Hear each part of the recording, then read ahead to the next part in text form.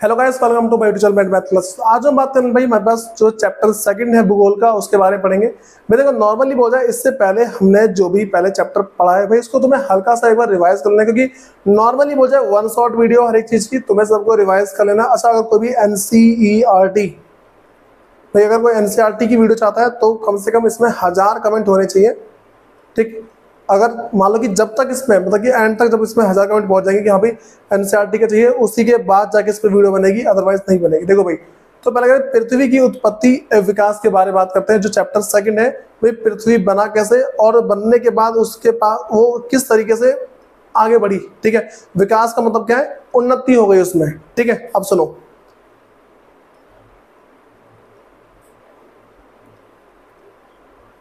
हाँ भाई, तो सबसे बात करते हैं पृथ्वी क्या है भाई। कह रहे पृथ्वी जिसे मानव का निवास स्थान माना जाता है, मानव के साथ साथ समस्त जीव और भी जो अलग अलग जो जीव हैं वो निर्जीव घटकों का भी निवास स्थान। ठीक है भाई, जो निर्जीव है उन वो सभी क्या यहीं पे रहते हैं, उसे क्या बोलते हैं, पृथ्वी बोलते हैं।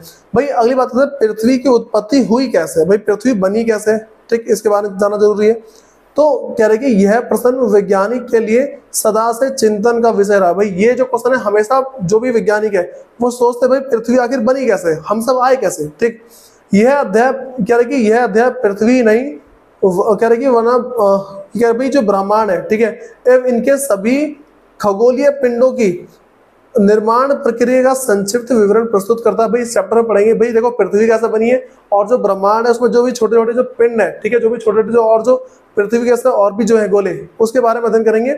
इस अध्याय को प्रश्न के माध्यम से जानना एक नया अनुभव होगा। देखो भाई इस पूरे चैप्टर में हम पढ़ेंगे कि कोई सा क्वेश्चन पूछेंगे उसका आंसर देंगे। ठीक, हम सीखेंगे भाई किस किस तरीके से कौन सी चीज बनी, कौन सी चीज कैसे कैसे बनी, वो सारा इसी के अंदर पढ़ते हैं। अब देखो, तो कह रहे पृथ्वी का विकास, पृथ्वी की जो विकास अवस्था है या फिर जो उसके चरण है, स्टेप्स है, ठीक है, उसके बारे में बात करते हैं। पहले कह रहे कि प्रारंभ में हमारी पृथ्वी कह रहे कि चट्टानी गर्म तथा वीरान थी। भाई स्टार्टिंग में क्या हुआ, जो हमारी पृथ्वी है वो बहुत ही गर्म थी, ठीक है, वो बहुत ही वीरान थी, यहाँ पे कुछ नहीं था, पानी वानी कुछ नहीं था यहाँ पे। ठीक, इसका वायुमंडल भी बहुत ही विरल था। भाई बहुत ही एकदम अलग सा वायुमंडल, इसके बारे में कुछ पता ही नहीं है, जिसकी रचना हाइड्रोजन तथा हीलियम गैसों से हुई थी। भाई और वो जो पूरा जो वातावरण वहाँ पे सिर्फ गर्माहट ही गर्माहट थी।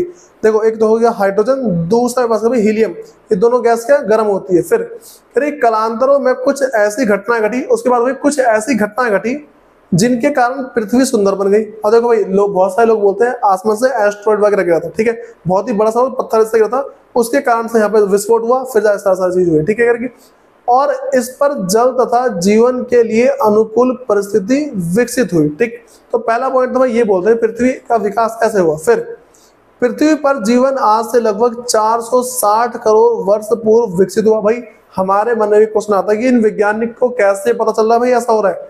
तो भाई एक ना फिजिकल साइंस टाइप होती है जिसमें किसी एक चीज को देख के बता देते हैं ये चीज कितनी पुरानी है। ठीक, वही चीज यार पृथ्वी की संरचना क्या है कि परतदार है, मतलब कि एक परत के ऊपर परत, दूसरी परत, तीसरी परत। तुमने देखा होगा भाई जब भी ना गड्ढा करते हैं ना नल बनाने के लिए तो बहुत सारी परत निकलती है, मतलब अलग अलग प्रकार की मिट्टियां निकलती है। फिर जिसमें वायुमंडल की बाहरी सीमा से पृथ्वी के केंद्र तक प्रत्येक परत की रचना एक दूसरे से भिन्न है। देखो भाई मान लो कि पृथ्वी पूरी पूरी बनी हुई है, ठीक, अगर पृथ्वी बनी है, ये परत अलग है, ये परत अलग है, उस देखो एक से भाई परत के बार बार नई नई परत आती है, ठीक, ऐसा हो रखा है। तो सिंपली बोला जाए पृथ्वी हमारी ऐसी है जिसमें क्या हर बार एक नई परत बनी हुई है। ठीक, तो कह रहे कालांतर में स्थल मंडल तथा वायुमंडल की रचना हुई। भाई बहुत कालांतर मतलब बहुत पहले क्या भाई वायुमंडल और जो स्थल मंडल है उनकी रचना हुई, उससे पहले कुछ भी नहीं था। पृथ्वी पर जीवन की उत्पत्ति इनके निर्माण के अंतिम चरण में हुई। भाई देखो जब मेरे पास क्या हो भाई कालांतर में जब भी जो भी विस्फोट वगैरह हुआ, उस विस्फोट के कारण से वहां पे भाई स्थल मंडल और वायुमंडल और क्या जल मंडल इन सब की रचना हुई। अब जब इसका लास्ट स्टेज था ना, उसके बाद जाके यहाँ पे जीवन का विकास हुआ है। ठीक है, फिर पृथ्वी पर वायुमंडल का विकास। भाई पृथ्वी पर वायुमंडल कैसे बना उसके बारे में बात करते हैं। तो पृथ्वी पर वायुमंडल के विकास के 3 अवस्था है। ठीक, तो कह रहे कि पहली अवस्था के बारे में पढ़ते हैं। पहली अवस्था में सौर पवन के कारण हाइड्रोजन व हीलियम पृथ्वी से दूर हो गई।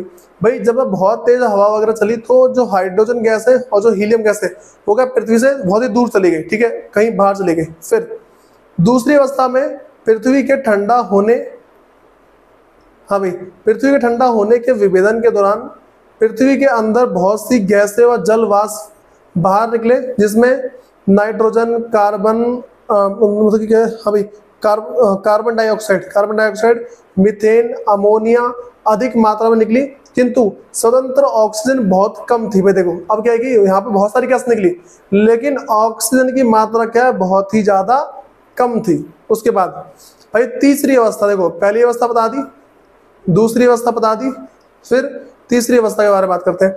फिर तीसरी अवस्था में पृथ्वी पर लगातार ज्वालामुखी विस्फोट हो रहे थे। भाई तीसरी अवस्था में कहो, पृथ्वी पर जितनी भी ज्वालामुखी है, भाई देखो तुमने देखा अपना ज्वालामुखी बहुत ही कम है, लेकिन पहले ज्वालामुखी बहुत ही ज्यादा थे भाई, करके ज्वालामुखी विस्फोट हो रहे थे, जिसके कारण वाष्प एवं गैस बढ़ रही थी। भाई वाष्प मतलब गर्मी, ठीक है, और गैस बहुत ज्यादा बढ़ रही थी। यह जल वाष्प संग्रहित होकर वर्षा के रूप में परिवर्तित हुआ। ठीक है, अब भाई बहुत ही गैस बन गई, तो ये गैस क्या ऊपर गया, ठीक, इस गैस से ये ना बारिश के रूप में नीचे आया, फिर परिवर्तित हुई, जिससे पृथ्वी पर महासागर बने एवं उनमें जीवन विकसित हुआ। भाई महासागर मतलब कि समुद्र वगैरह बन गए, उसमें क्या नए नए जीव वगैरह बनने शुरू हो गए। फिर जीवन विकसित होने के पश्चात संश्लेषण की प्रक्रिया तीव्र हुई। संश्लेषण का मतलब है भाई प्रकाश पड़ना धरती पे, और क्या पौधे वगैरह का बनना, ठीक है। एक पृथ्वी के वायुमंडल में ऑक्सीजन की अधिकता हुई, और जैसे ही प्रकाश संश्लेषण हुआ, ठीक, उससे क्या हुआ भाई, पेड़ पौधे बने। पेड़ पौधे बनने के साथ क्या हुआ, जैसे ही पेड़ पौधे बने, पेड़ पौधे बनने के साथ ही पृथ्वी पे ऑक्सीजन की मात्रा बढ़ गई, ठीक है। फिर अच्छा ये बताओ भाई, नॉर्मली ये बताओ कि किस किस को अभी तक ऐसा लगता है कि सिर्फ पेड़ पौधे से ही, ये जो पेड़ पौधे हैं सिर्फ उसी से ऑक्सीजन मिलता है। सिंपली बात बोले भाई, जो हमारे पास ऑक्सीजन है वो सिर्फ पेड़ पौधे से नहीं आता, जो समुद्र में देखो ज्यादातर जो ऑक्सीजन है वो समुद्र से आता है, ठीक, पेड़ पौधे से नहीं आता सारा ऑक्सीजन। पृथ्वी की उत्पत्ति से संबंधित प्रारंभिक संकल्पनाएं, देखो भाई कुछ कुछ संकल्पना भी है, ठीक, उनके बारे में बात करते हैं। मतलब कुछ कुछ लोग जो सोचते थे वो कह रहे पृथ्वी की उत्पत्ति से संबंधित प्रमुख प्राचीन संकल्पनाएं निम्नलिखित है। मतलब कि भाई लोगों की सोच थी कि भाई पृथ्वी ऐसे बना, पृथ्वी ऐसे बनी, पृथ्वी ऐसे बनी। पहला कह रहे कि निहारिका परिकल्पना, भाई एक ऐसा मतलब कि ना लोगों की सोच है कि पृथ्वी बनी कैसे, तो 3 प्रकार की है।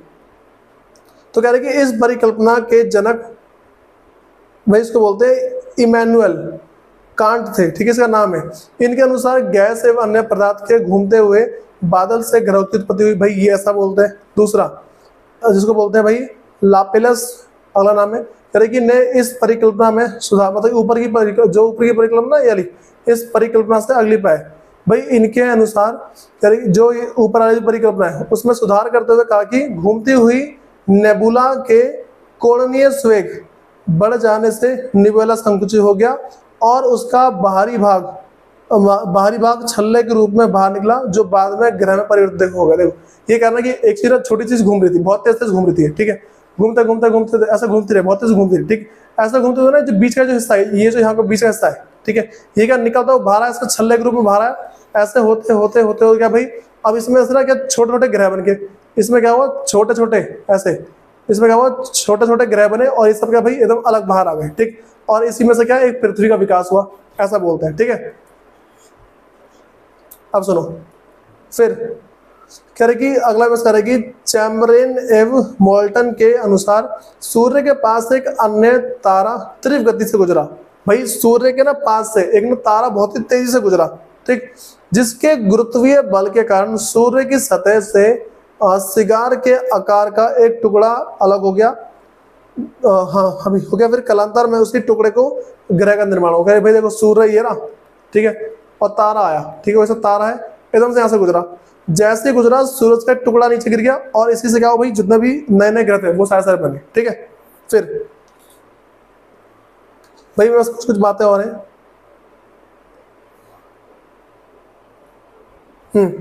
पृथ्वी के भूवैज्ञानिक कलाक्रम का विभाजन। भाई पृथ्वी में पहले क्या आया, उसके बाद क्या आया, वो सारी सारी बात करेगी। पृथ्वी के भूवैज्ञानिक कलाक्रम, तो कह रहे कि पृथ्वी के भूवैज्ञानिक कलाक्रम को वृत्त माध्यम से लघु स्तरों में विभाजित किया गया है, जो किस प्रकार भाई पहले स्तर को बोलते हैं ईयान, ठीक है, दूसरा बोलते हैं महाकल्प, ठीक है, एरा बोलते हैं इसको, फिर बोलते हैं कल्प पीरियड, फिर बोलते हैं युग, ठीक। उसके बाद भाई ये ना होता कि जब बोलते हैं पहला युग, दूसरा युग, तीसरा युग, ठीक है, बोलता है घोर युग, कल युग, वो सारी बात। तो पहले जो सबसे जो पहला आया उसे क्या बोलते हैं भाई, उसे बोलते हैं ईयान। और दूसरे वाले बोलते हैं महाकल्प, तीसरा क्या बोलते हैं कल्प, चौथा बोलते हैं युग। कह रहे कि ईयान सबसे बड़ी और युग सबसे छोटी अवधि है। बोलते भाई पहला युग, दूसरा युग, तीसरा युग, चौथा युग, बोलते सतयुग, बोलते सतयुग हो गया, द्वापर युग हो गया, कल युग हो गया, ये सारी बात है। ठीक, फिर कह रहे कि ईयान सबसे बड़ा और युग सबसे छोटी अवधि है, मतलब सबसे छोटा समय है। पृथ्वी की उत्पत्ति से अब तक पृथ्वी के भूवैज्ञानिक इतिहास को 4 ईयान में विभक्त किया, मतलब कि 4 ईयान में बांटा गया है। कह रहा वर्तमान ईयान जो भी ईयान चल रहा है उसको बोलते हैं फेनरोजाइक। ठीक है, ईयान क्या था, जो अभी जो चल रहा है उसे क्या बोलते हैं, फेनरोजाइक बोलते हैं। कह रहे कि इस ईयान को 3 महाकल्पों में बांटा गया है। देखो क्या क्या बोलते हैं भाई इसको बोला है, जिसको बोलते हैं कि पुराजीव महाकल्प, मध्यजीव महाकल्प, ठीक, एक को बोलते हैं भाई नवजीव महाकल्प। ठीक है, इस तरीके से। अब कह रहे कि उक्त महाकल्पों को कल्पों में तथा कल्पों को और छोटी अवधि के युगों में मतलब बांटा गया है। ठीक है, विभक्त किया गया। तो यहाँ पे कह रहे कि जो उक्त महाकल्प है, उक्त महाकल्पों को मतलब कि देखो कह रहे उक्त महाकल्पों को कल्पों में, देखो ऐसा बोल रहा है, जो उक्त महाकल्प है उसको कल्पों में बांटा गया। ठीक, तथा कल्पों को जो कल्प बनी है, कल्पों को और छोटी अवधि में बांटा गया। ठीक है, छोटी अवधि में बांटा गया। ठीक, विभक्त किया गया। तो फिर उसमें जो पहली बात है कह रहे कि निहारिका के बारे में बात करते। देखो ऐसे निहारिका युग है। हाँ भाई देखो, मैं से पहले क्या भाई इसको निहारिका बात करते हैं। निहारिका या नेबुला से तात्पर्य गैस एवं धूल तथा अन्य पदार्थों के घूमते हुए बादल से। ये तुम्हें सब ध्यान रखे चलना है, 1 मार्क्स का तुम्हारा एमसीक्यू बनता है। फिर क्षुद्र ग्रह, सौरमंडल के बाह्य ग्रह एवं पृथ्वी और कह रहे कि भाई पार्थिव ग्रहों के बीच में लाखों छोटे पिंडों की एक पट्टी है। मैं देखो ऐसा बोल रखा है कि भाई कोई सा भी एक ग्रह है, ठीक है, कोई सा भी एक ग्रह है। ठीक, फिर क्या है कि भाई एक दूसरा ग्रह है, इन दोनों ग्रह के बीच में बहुत सारी मतलब बहुत ही छोटे छोटे पट्टियां बनी हुई है कि इस ग्रह से उस ग्रह में जाने के लिए भाई तुम्हें बहुत ही स्ट्रगल करना पड़ेगा। तो वही कह रहे कि लाखों में छोटी पिंडों की पट्टी है, उन्हें क्षुद्र ग्रह कहते हैं। ठीक, जो भी छोटे मोटे चीजें ना, ठीक, जितने छोटे मोटे हैं इसे क्षुद्र ग्रह बोलते हैं। फिर वैज्ञानिकों के अनुसार पृथ्वी की आयु कितनी है, तो बोलते हैं 46 अरब वर्ष। ठीक है, 4.6 अरब वर्ष है, इतना बता रखा पृथ्वी की आयु। फिर ये मतलब कि साइंटिस्ट ने बोला भाई कोई कंफर्म नहीं है। फिर बोलते हैं अगला मेरे से बिग बैंग सिद्धांत क्या है, तो बिग बैंग सिद्धांत ब्रह्मांड की उत्पत्ति संबंधी सर्वमान्य सिद्धांत। भाई जो पूरा ब्रह्मांड है, ठीक है, वो किस तरीके से उत्पन्न हुआ है उससे संबंधित एक सिद्धांत बना रखा है। फिर बिग बैंग सिद्धांत के अंतर्गत ब्रह्मांड का विस्तार निम्नलिखित अवस्थाओं में हुआ है। ठीक है भाई, देखो जो बता रखा है टोटल 3 अवस्था बताइए ब्रह्मांड की। तो भाई 3 अवस्थाओं के बारे में पढ़ते हैं।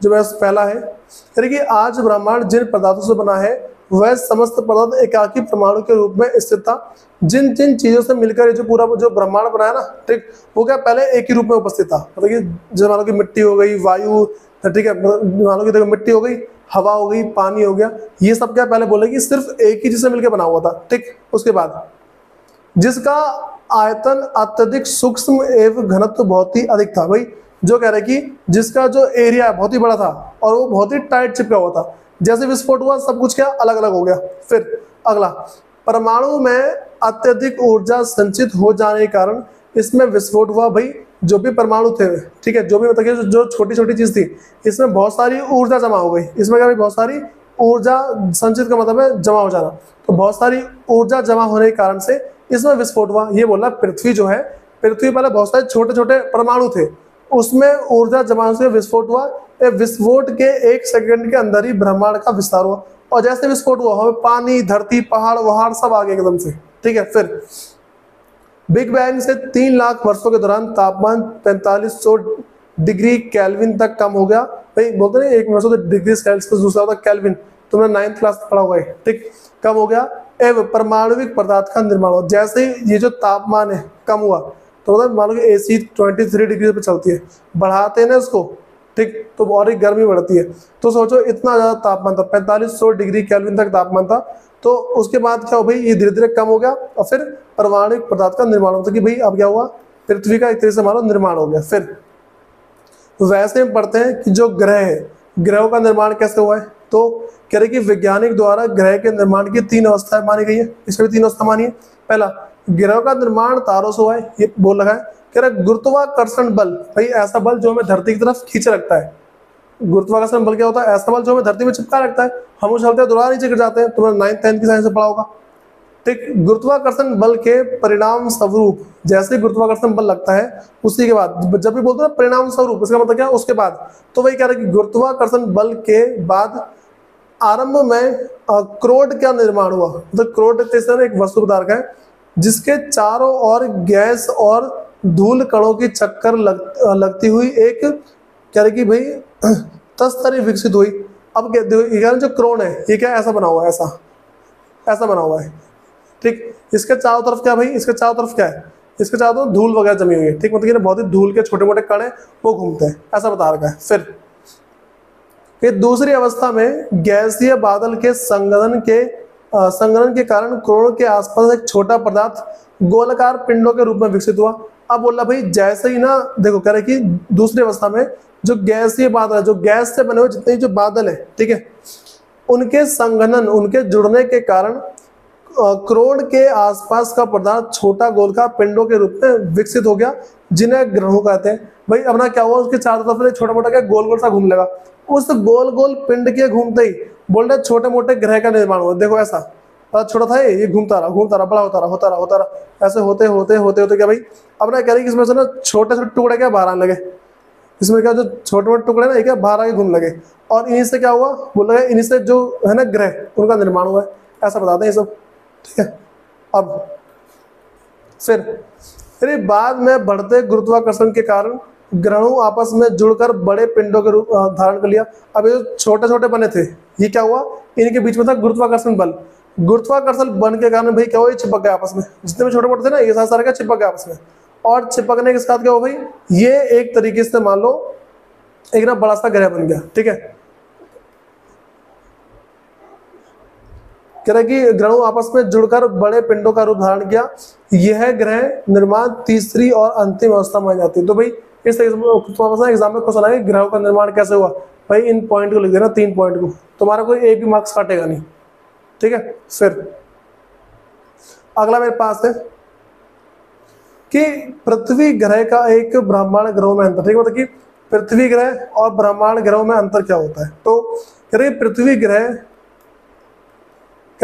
ग्रह जनक तारे के समीप थे। भाई जो पृथ्वी के जितने ग्रह वो क्या है, जनक तारे, मतलब कि जो किसी दूसरे ग्रह का निर्माण करते हैं उसे बोलते हैं जनक तारे, उसके समीप थे, मतलब कि पास थे। कह रहे कि अतः अधिक तापमान के कारण वहां गैस संघनित नहीं हो पाई, गैस का जमा नहीं हो पाई, जबकि जोवियन ग्रह दूर होने के कारण वहां गैस संघनित हो गए। देखो अब यहाँ पे बोल रखा है कि जो पृथ्वी के जितने भी ग्रह हैं वो क्या गैस को जमा नहीं कर पाए, लेकिन जो मेरे पास जोवियन ग्रह है, मतलब कि जो जोवियन ग्रह है वो क्या भाई उनके पास जितनी भी गैस थी उससे क्या आपस से, मतलब कि वो क्या गैस को जमा कर पाए, इसीलिए।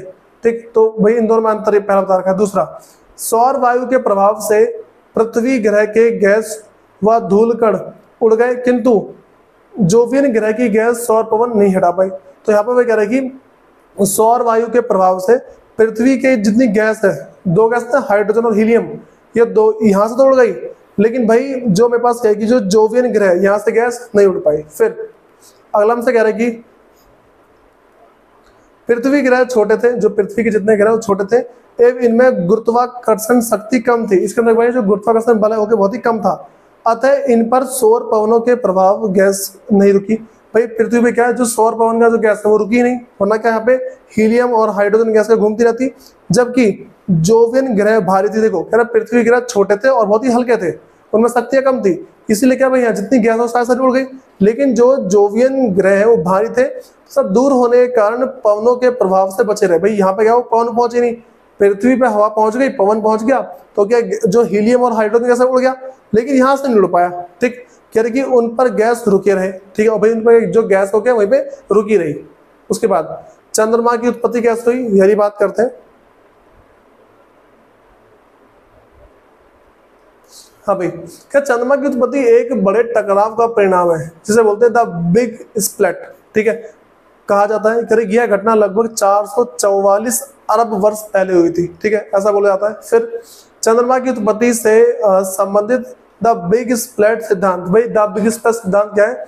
करेंगे इस सिद्धांत के अंतर्गत, इस सिद्धांत के अंदर यह माना जाता है कि पृथ्वी के बनने के कुछ समय बाद ही मंगल ग्रह से 3 गुना बड़े आकार का एक पिंड पृथ्वी से टकराया। देखो भाई, कह रहा है कि इस सिद्धांत के अनुसार पृथ्वी के बनने के कुछ समय बाद, जैसे पृथ्वी बन गया उसके कुछ समय बाद मंगल ग्रह जितना बड़ा है उससे 3 गुना बड़ा का आकार का एक पिंड पृथ्वी से टकराया। इस टकराव से पृथ्वी का एक हिस्सा टूटकर अंतरिक्ष में बिखर गया, एक हिस्सा टूटा हो गया अंतरिक्ष में बिखर गया। यही पदार्थ चंद्रमा के रूप में पृथ्वी के चक्कर लगाने लगा। यह घटना 4.44 अरब वर्ष पहले हुई थी। भाई यह नहीं बता रहा कि पृथ्वी एक क्या चंद्रमा मतलब की करना कि देखो मंगल ग्रह से 3-4 गुना बड़ा एक कोई सा ग्रह था, वो पृथ्वी से टकराया तो पृथ्वी के टुकड़े हो गए। पृथ्वी के टुकड़े होने के बाद क्या, उसी का एक टुकड़ा चांद के रूप पृथ्वी के चारों तरफ घूमता रहता है। फिर उसके बाद स्थल मंडल के विकास में विभेदन प्रक्रिया का योगदान। भाई जो स्थल मंडल है, ठीक है, जितने भी स्थल मंडल है इन सब का विकास कैसे हुआ है वाली बात करते हैं। कह रहे हल्के व भारी घनत्व वाले, देखो एक होता है, एक होती है हल्की, दूसरी होती है भारी। घनत्व का मतलब डेंसिटी, इंग्लिश में उसको डेंसिटी बोलते हैं। मैं तुम्हें इसका एग्जाम्पल दे रहा हूँ, मान लो रुई है, ठीक, रुई का घनत्व हल्का है, पत्थर का घनत्व क्या भारी है। तुम्हें 1 किलो रुई फेंक के मार तुम्हें कुछ नहीं होगा, 1 किलो का पत्थर फेंक के मार तुम्हारी खोपड़ी टूट जाएगी। ठीक है, ऐसा होता है। तो वही कह रहा है कि जिसका घनत्व कम होता है उसे हल्के बोलते हैं, जिसका उसे भारी बोलते हैं। तो वही कह रहा है कि हल्के व भारी घनत्व वाले पदार्थ के पृथक होने की प्रक्रिया को विभेदन कहा जाता है। उसे क्या बोलते हैं भाई? विभेदन बोलते हैं। पृथ्वी की उत्पत्ति के दौरान अत्यधिक ताप के कारण पृथ्वी के पदार्थ द्रव अवस्था में हो गए। भाई पृथ्वी में जितने पदार्थ थे, देखो पृथ्वी में पहले बहुत सारे पदार्थ थे, जब ज्यादा ताप उत्पन्न हुआ जितने भी चीज थी वो क्या द्रव में बदल गए, जिसके फलस्वरूप हल्के और भारी घनत्व का मिश्रण तैयार हो गया। उससे क्या हो भाई, हल्का और जो भारी है वो दोनों मिक्स हो गए उनका। वही देखो कह रहे कि उसी घनत्व के कारण, हाँ भाई, उसी घनत्व के कारण सभी भारी पदार्थ पृथ्वी के केंद्र में चले गए एवं हल्के पदार्थ पृथ्वी की सतह ऊपरी भाग की तरफ आ गए। ठीक, फिर कह रहे कि समय के साथ ये पदार्थ ठंडे हुए और गैस रूप में भू प्रॉपर्टी के रूप में विकसित हुए। वही कह रहे कि देखो 2 तरह के पदार्थ थे, एक था इसका घनत्व ज्यादा था, दूसरा जिसका घनत्व कम था। अब क्या हुआ, जैसे पृथ्वी पे गर्मी बढ़ी, जो सब कुछ क्या है पिघल कर द्रव के रूप में आ गया। जिनका घनत्व ज्यादा था वो धरती के अंदर चला गया, जिनका घनत्व कम था वो धरती के ऊपर रह गया और फिर ठंडा हो गया वो। फिर पृथ्वी से देखने पर चंद्रमा का सदैव एक ही भाग दिखाई देता है, क्यों? ऐसा क्वेश्चन क्यों है? ठीक है, ये क्वेश्चन है मेरे पास। फिर जब हम चंद्रमा को पृथ्वी से देखते हैं तब उसका एक ही भाग अथवा एक ही रूप दिखाई देता है, क्योंकि चंद्रमा की घूर्णन अवधि क्या परिक्रमण अवधि समान है, इसलिए हम चंद्रमा का एक ही भाग देख पाते हैं। देखो भाई, हम चंद्रमा का हमें सिर्फ एक हिस्सा देख पाते हैं, दूसरा इसलिए नहीं देख पाते कि उस टाइम सुबह हो जाती है। ठीक, रात में हम एक हिस्सा देखते हैं, सुबह दूसरा हिस्सा नहीं देख पाते। फिर अगली बात है भाई, इसको बोलते हैं प्रकाश वर्ष, इसको लाइट ईयर बोलते हैं। एक साल, 2 साल, 3 साल, इसको बोलते हैं लाइट ईयर। इसका मतलब क्या है? प्रकाश वर्ष समय का, कह रहे कि समय का नहीं वरना दूरी का माप है। भाई इसको ना दूरी मापते हैं, ये नहीं कि प्रकाश वर्ष का मतलब है जैसे देखो होता है किलोमीटर, ठीक है, सेंटीमीटर, मीटर, वैसे होता है प्रकाश वर्ष। ठीक है, लाइट ईयर ये दूरी नापती है, समय को नहीं नापती है। हम बोलते हैं 1 साल, 2 साल, 3 साल ऐसे ही नापती है, वो दूरी नापती है। तो वही प्रकाश वर्ष समय का नहीं वरना दूरी का मापन है।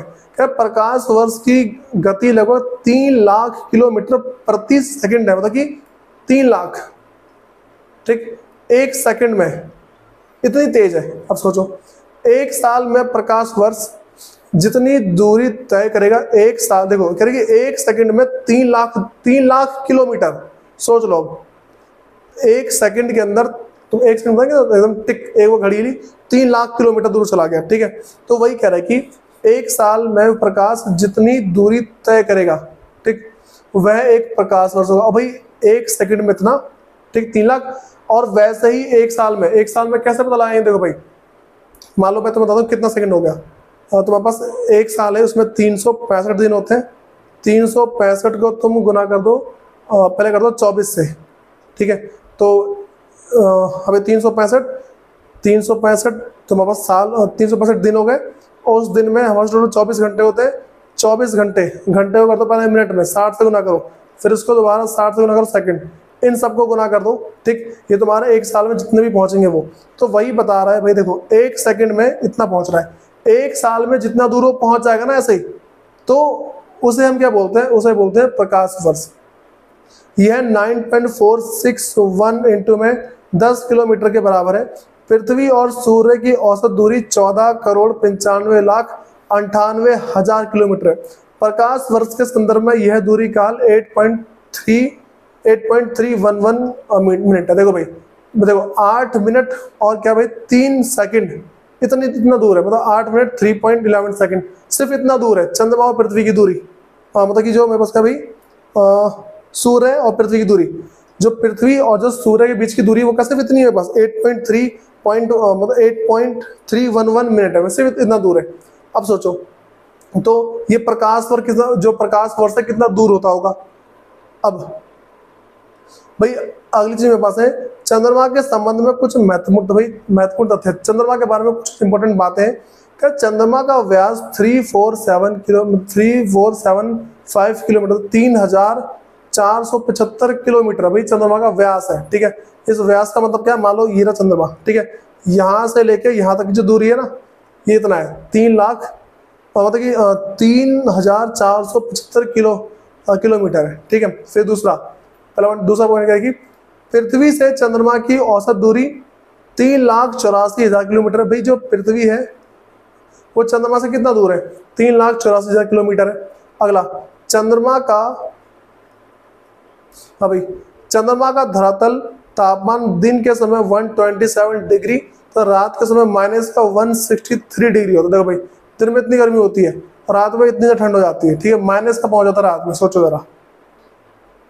फिर अगला कह रहा है भाई कि चंद्रमा के घूमना की परिक्रमा अवधि -27/1/2, मतलब कि 27 और आधा दिन, मतलब कि 27.5 दिन है। मतलब 27.5 दिन में क्या एक चक्कर मार लेता पृथ्वी के। फिर चंद्रमा का द्रव्यमान, मतलब कि उसके मानो कि एक वजन कितना है उसका। ठीक है, पृथ्वी के द्रव्यमान का 1/81 है, मतलब कि पृथ्वी है रही। ठीक, इसको अगर मैं 1 किससे गुना कर दूं और 81 से डिवाइड कर दूं, तो मैं उसका चांद का, जो चांद है उसका द्रव्यमान आ जाएगा। ठीक, फिर चंद्रमा का गुरुत्वाबल पृथ्वी के गुरुत्वाबल का 1/6 भाग, मतलब कि चांद पे जो गुरुत्वाकर्षण बल है, मतलब मालूम है चांद पे कोई चीज फेंकूंगा ना तो आराम से नीचे जाएगी। ठीक, लेकिन अगर वही चीज पृथ्वी को, ये चांद है, चांद पे कुछ फेंका ये बहुत ही स्लो जाएगी। ठीक, लेकिन इसको मैं अगर पृथ्वी पे फेंकू ना, अगर इसी चीज को पृथ्वी पे फेंकू तो उसको जितना स्लो है क्या 6 से गुना कर दो, इतनी तेजी से गिरेगा यहाँ पे नीचे। फिर ऐसा माना जाता है चंद्रमा का निर्माण उसी पदार्थ से हुआ जो द स्प्लेट, मैंने ऊपर द स्प्लेट किया था। ठीक है, मतलब पृथ्वी का टुकड़ा, द स्प्लेट घटना के परिणाम स्वरूप प्रशांत क्षेत्र से छिटक गया, मतलब कि जो पृथ्वी छिटक गया, जो कि अब प्रशांत महासागर गर्त के रूप में विराजमान। देखो भाई, ऐसा माना जाता है कि जो जैसे ऐसे चांद देखो भाई मैं तो बता रहा हूँ,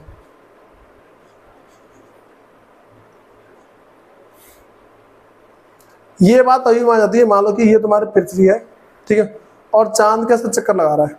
ठीक, तो चांद जो चक्कर लगा रहा है ना, तो जैसे जैसे चांद चक्कर लगा, पृथ्वी पे जो समुद्र है, ठीक है, समुद्र का पानी उसी तरफ खिंचता है। मान लो कि अभी मान लो चांद यहाँ पे, तो पानी इधर खींचेगा, फिर चांद यहाँ पे पानी यहाँ खींचेगा, फिर चांद यहाँ पे पानी यहाँ खींचेगा। तो ऐसे क्या, जो समुद्र का पानी की लहर क्या बार बार बदलती रहती है। ठीक, और ऐसा क्या होता है, चांद के कारण ही होता है। ठीक है, तो भाई ये सारी बात है। इसकी ना एक जो एनिमेशन वीडियो है उसको तुम चाहो तो यूट्यूब पे देख सकते हो। अगर भाई मैं अगर ऐसा मतलब इसकी जो एनिमेशन वीडियो बनाना चाहूँ तो उसको काफी टाइम लगता है, उसके लिए जो यूट्यूब है वो उसका ग्रो होना काफी ज्यादा जरूरी है। ठीक है, और ग्रो होने के लिए भाई जो है तुम सबकी हेल्प की जरूरत होती है। तो वीडियो को अपने दोस्तों के पास शेयर किया करो, ताकि जो भी है थोड़े चैनल की ग्रोथ हो जाए और इसके सब्सक्राइबर वो क्या बढ़ जाए। और फिर भाई देखो हमें करना क्या है, तुम्हें इस वीडियो को एक बार और देखना है, जितने पॉइंट है वो सारे के सारे पॉइंट याद कर लेना, बाकी इसको देखते हैं इसकी अगली क्लास में। धन्यवाद।